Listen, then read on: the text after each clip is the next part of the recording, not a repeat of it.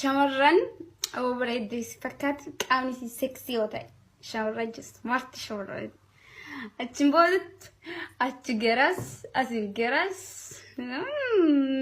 nanta akkasiin ta'u dhirtis dammoo immoo kanaaf kana qabatte bareeda teenne dammoo garii maal fakkaat asin hudduu kana furdattee garaa kana akkana baaste jet dambal jet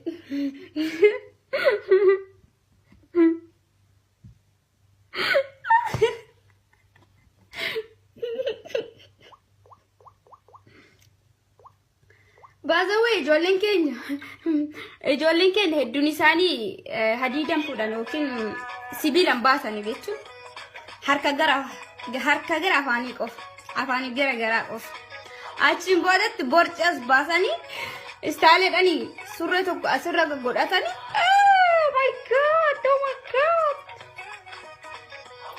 dhiirtuu jedhan argitee kanneen furdatu zanaa hojjedhe Wih, mucaan suni bareede onneetti nama hawwatam. Keenya dammoo garaa furdatti, ofiisit furdatti. Akka ulfa baattertu taa deemti danfa kudhan akkan godhata.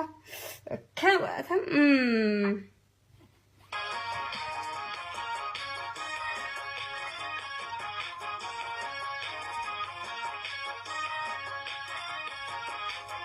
Ogaan dee fakkeenya jechuudha.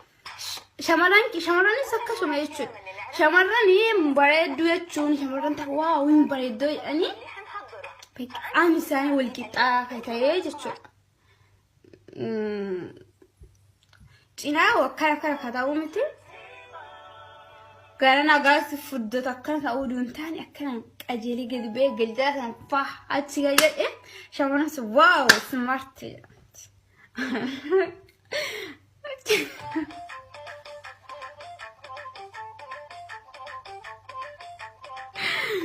Me why singafadha ijoollee keenya dhugaa oduma taphannu jechuudha. Me wantummaa isin maaltu jechuudha. Kun jecha dhugaati. Ijoolleen dhiiraa keenya bareedduu shamarran akka isin jaalattu waan barbaadan taate jechuudha. Tokkoffaa ofirraa jalqaba. Qulqullina keessa eeggadha. Mataa keessa zanaa godha. Argitee akka bareeddan ispoortii dalagaa qaama keessan sirriitti furdisaa jechuudha. Kaza maybe shamarran isin jaalachuu dandeetti. Dammo yoo garaan keessa asin akkana jedhee gara gadii kana akkana jedhee dammo surreellee akka itti godhattan ufifuu akkana gadii godhattan beektu sun dammo tilaalte akkam jira kun jettee sin tuffattee deemti. Kanaafuu zanaa jettanii fataa hojjettanii wayyoo kun gurbaan kun eessaa dhufeera waaw onni na fuudha jetti.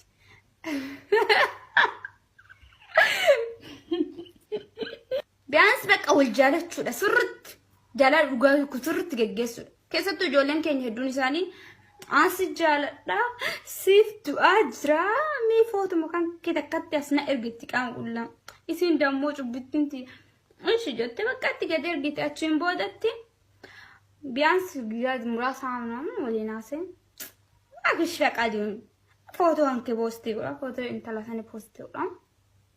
Kana jechuudha hedduu isaanii ijoolleen keenya oomaan beekan gana sana garuu gariin baay'eetu jira tanama toltu jechuudha hedduu oduun taane tokko ni jira tokko garuu baay'ee sanaxaluu nu hafa isinaaf ijoollee keenya.